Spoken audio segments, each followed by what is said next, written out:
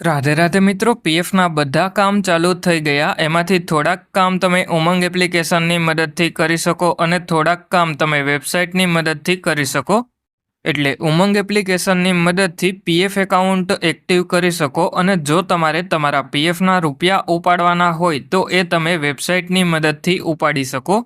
એટલે આ વિડીયોમાં હું તમને યુએએન એક્ટિવેટ કરવાની પ્રોસેસ અને પીએફના રૂપિયા ઉપાડવાની પ્રોસેસ બતાવવાનો છું. એટલા માટે આ વિડીયો છેલ્લે સુધી જોઈ લેજો.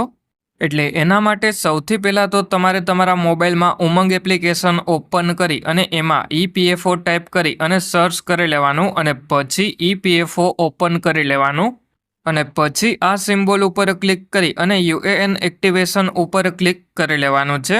અને પછી સૌથી પહેલાં તો તમારે તમારો 12 આંકડાનો યુએએન નંબર તમારી પગારની સ્લિપમાંથી જોઈ અને એન્ટર કરી લેવાનો અને પછી એમાં નીચેની તરફમાં તમારો આધાર કાર્ડ નંબર એન્ટર કરી લેવાનો અને પછી નીચેની તરફમાં આધાર કાર્ડ સાથે જે પણ મોબાઈલ નંબર લિંક કરેલો હોય એ મોબાઈલ નંબર એન્ટર કરી લેવાનો અને પછી આ બોક્સ ઉપર ક્લિક કરી અને પછી સેન્ડ ઓટીપી ઉપર ક્લિક કરી લેવાનો.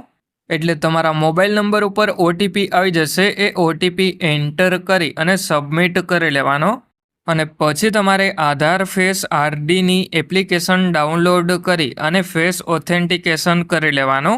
એટલે તમારો યુએએન નંબર એક્ટિવેટ થઈ જશે. એના પછી પીએફના રૂપિયા ઉપાડવા માટે સૌથી પહેલાં તો તમારે તમારા મોબાઈલમાં કોઈપણ એક બ્રાઉઝર જેમ કે ક્રોમ બ્રાઉઝર અથવા તો ફાયરફોક્સનું બ્રાઉઝર ઓપન કરી લેવાનું અને હવે તમારે epfo.gov.in ટાઈપ કરી અને સર્ચ કરી લેવાનું.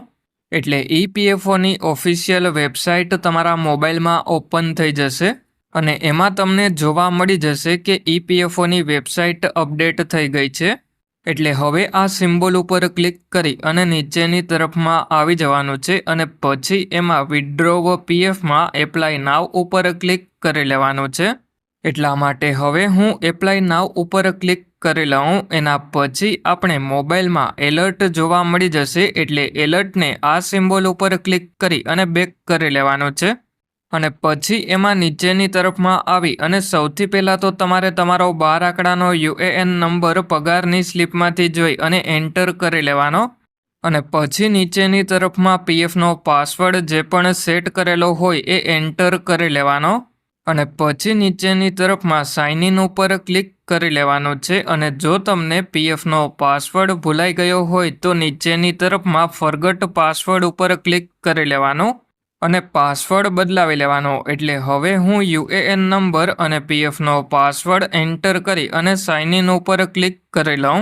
એટલે હવે આપણા મોબાઈલ નંબર ઉપર ઓટીપી આવી જશે. એ ઓટીપી એન્ટર કરી અને ઓટીપી સબમિટ કરી લેવાનો અને આ ઓટીપી 5 મિનિટ સુધી જ વેલિડ હોય. એટલે 5 મિનિટની અંદર ઓટીપી એન્ટર કરી અને સબમિટ કરવાનો. એટલે તમે તમારા પીએફ એકાઉન્ટમાં લોગિન થઈ જશો અને એમાં જે પણ એરર જોવા મળે એમાં ઓકે ઉપર ક્લિક કરી અને પછી એમાં ઉપરની તરફમાં આ 3 લાઈન ઉપર એક વખત ક્લિક કરી લેવાનું છે.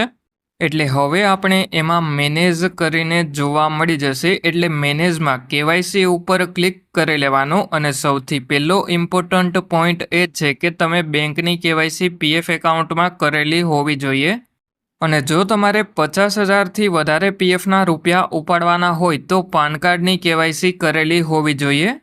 એટલે આપણી બેંકની KYC verified online by bank થઈ ગઈ અને પાન કાર્ડની કેવાયસી અપ્રૂવડ થઈ ગઈ. એટલે હવે ઉપરની તરફમાં આ 3 લાઈન ઉપર ક્લિક કરી લેવાનું અને હવે આપણે ઓનલાઈન સર્વિસીસ ઉપર ક્લિક કરી અને એમાં પીએફના રૂપિયા ઉપાડવા માટે ક્લેમ ઉપર ક્લિક કરી લેવાનું. એટલે પછી આપણે જે પણ બેંકની કેવાયસી પીએફ એકાઉન્ટમાં કરેલી હોય એ બેંક એકાઉન્ટ નંબર એન્ટર કરી અને ચેક ઉપર ક્લિક કરી લેવાનું. એટલે પછી મોબાઈલમાં વોર્નિંગ જોવા મળી જશે. એમાં યસ ઉપર ક્લિક કરી લેવાનું છે. એટલે પછી આપણો બેંક એકાઉન્ટ નંબર વેરીફાઈ થઈ જશે અને બેંક એકાઉન્ટ નંબરની બાજુમાં વેરીફાઈડ લખેલું જોવા મળી જશે. એટલે હવે એમાં નીચેની તરફમાં આવી અને પ્રોસીડ ફોર ઓનલાઈન ક્લેમ ઉપર ક્લિક કરી લેવાનું અને પછી એમાં સિલેક્ટ ક્લેમ ઓપ્શન ઉપર ક્લિક કરી લેવાનું અને જો તમારી નોકરી ચાલુ હોય અને પીએફના રૂપિયા ઉપાડવાના હોય તો પીએફ એડવાન્સ ફોર્મ 31 સિલેક્ટ કરી લેવાનું અને પછી એમાં ક્લિક હિયર ઉપર ક્લિક કરી અને આધાર વેરીફાઈડ સર્વિસ જોઈ લેવાની અને પછી સિલેક્ટ સર્વિસ ઉપર ક્લિક કરી અને જે પણ કંપનીના પીએફના રૂપિયા ઉપાડવાના હોય એ કંપની સિલેક્ટ કરી લેવાની. એટલે જેવી કંપની સિલેક્ટ થઈ જાય એના પછી એમાં નીચેની તરફમાં આવી જવાનું અને એમાં આપણે પર્પઝ સિલેક્ટ કરવાનો થાય એના માટે સિલેક્ટ એડવાન્સ પેરા ઉપર ક્લિક કરી લેવાનું. અને પછી જો તમે બીમાર હોય અને પીએફના રૂપિયા ઉપાડવાના હોય તો એના માટે ઇલનેસ સિલેક્ટ કરી લેવાનું. અને જો તમારે લગ્ન માટે પીએફના રૂપિયા ઉપાડવાના હોય તો મેરેજ સિલેક્ટ કરી લેવાનું. અને જો એજ્યુકેશન માટે પીએફના રૂપિયા ઉપાડવાના હોય તો એજ્યુકેશન સિલેક્ટ કરી લેવાનું. અને જો તમારે ઘર માટે પીએફના રૂપિયા ઉપાડવાના હોય તો હાઉસિંગ રિલેટેડ નીડ્સ સિલેક્ટ કરી લેવાનું. અને જો કોઈ સ્પેશિયલ રીઝનથી પીએફના રૂપિયા ઉપાડવાના હોય તો સ્પેશિયલ સર્ક્યુમસ્ટન્સીસ તમારે સિલેક્ટ કરી લેવાનો. અત્યારે આપણે ઇલનેસ સિલેક્ટ કરી લીધું. એના પછી એમાં નીચેની તરફમાં આવી જવાનું એટલે એલિજિબલ ક્લેમ અમાઉન્ટ તમને જોવા મળી જશે. અને હવે તમારે આ બોક્સમાં એલિજિબલ ક્લેમ અમાઉન્ટ કરતાં વધારે પીએફના રૂપિયા એન્ટર નથી કરવાના. જો તમે વધારે પીએફના રૂપિયા એન્ટર કરો તો તમારો ક્લેમ રિજેક્ટ થઈ જશે. અને હવે નીચેની તરફમાં આ સિમ્બોલ ઉપર ક્લિક કરી અને તમારે તમારા એડ્રેસમાં કોઈ પણ ચેન્જીસ કરવાનો હોય તો એડ્રેસ ચેન્જ કરી લેવાનો. અને જો તમારે એડ્રેસ ચેન્જ કરવાનો ના હોય તો એમાં નીચેની તરફમાં આવી જવાનું અને પછી આ બોક્સ ઉપર ક્લિક કરી અને ગેટ આધાર ઓટીપી ઉપર ક્લિક કરી લેવાનું. એટલે પછી તમારા મોબાઈલ નંબર ઉપર ઓટીપી આવી જશે. એ ઓટીપી એન્ટર કરી અને સબમિટ કરવાનો એટલે તમારું ક્લેમ ફોર્મ પોર્ટલ ઉપર સબમિટ થઈ જશે.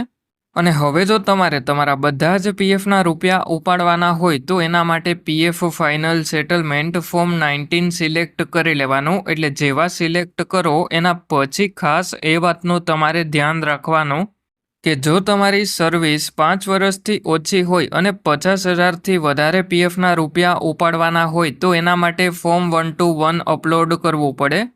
અને હવે અત્યારે આપણે 50,000થી ઓછા પીએફના રૂપિયા થાય એટલા માટે ફોર્મ 121 અપલોડ નહીં કરવું પડે. અને હવે નીચેની તરફમાં આ સિમ્બોલ ઉપર ક્લિક કરી અને એડ્રેસમાં કોઈ પણ ચેન્જીસ કરવાનો હોય તો એડ્રેસ ચેન્જ કરી લેવાનું. અને પછી એમાં નીચેની તરફમાં આવી અને આ બોક્સ ઉપર ક્લિક કરી લેવાનું. એટલે બોક્સની અંદર રાઇટનો સિમ્બોલ જોવા મળી જશે. એટલે હવે ગેટ આધાર ઓટીપી ઉપર ક્લિક કરી લેવાનું. અને ઓટીપી એન્ટર કરી અને સબમિટ કરી લેવાનો. અને હવે જો તમારે તમારા પીએફનું પેન્શન ઉપાડવું હોય તો એના માટે pension withdrawal benefit form 10C select કરી લેવાનું. અને પછી એમાં આ સિમ્બોલ ઉપર ક્લિક કરી લેવાનું અને એડ્રેસમાં ચેન્જ કરવાનો હોય તો એડ્રેસ ચેન્જ કરી લેવાનું. અને પછી નીચેની તરફમાં તમારી ડેટ ઓફ એક્ઝિટ પણ તમને જોવા મળી જશે. એટલે હવે એમાં નીચેની તરફમાં આવી અને આ બોક્સ ઉપર ક્લિક કરી લેવાનું અને ગેટ આધાર ઓટીપી ઉપર ક્લિક કરી લેવાનું. એટલે પછી તમારા મોબાઈલ નંબર ઉપર ઓટીપી આવી જશે. એ ઓટીપી સબમિટ કરી લેવાનો. અને હવે ક્લેમ સ્ટેટસ જોવા માટે ઉપરની તરફમાં આ 3 લાઇન ઉપર ક્લિક કરી ઓનલાઈન સર્વિસીસમાં ટ્રેક ક્લેમ સ્ટેટસ ઉપર ક્લિક કરવાનું. એટલે તમે જે પણ ક્લેમ કરેલો હોય એ ક્લેમ તમને અંડર પ્રોસેસમાં જોવા મળી જશે. એટલે આ રીતે તમે તમારા મોબાઈલની મદદથી તમારા પીએફના રૂપિયા ઉપાડી શકો. હવે જો કોઈ તમારા મિત્રનું પીએફ એકાઉન્ટ હોય તો એમને પણ આ વિડીયો શેર કરી દેજો જેથી કરીને એમને પણ મદદ મળે. અને હવે જો તમારે તમારું પીએફનું કોઈ પણ કામ મારી પાસે કરાવવું હોય તો મારું જે વોટ્સએપ ગ્રુપ બનાવેલું છે એની લિંક આ વિડીયોના ડિસ્ક્રિપ્શનમાં જોવા મળી જશે. ત્યાંથી તમે ગ્રુપ જોઈન કરી લેજો. અને જો તમને વિડીયો પસંદ આવ્યો હોય તો મને કમેન્ટ કરીને જણાવજો.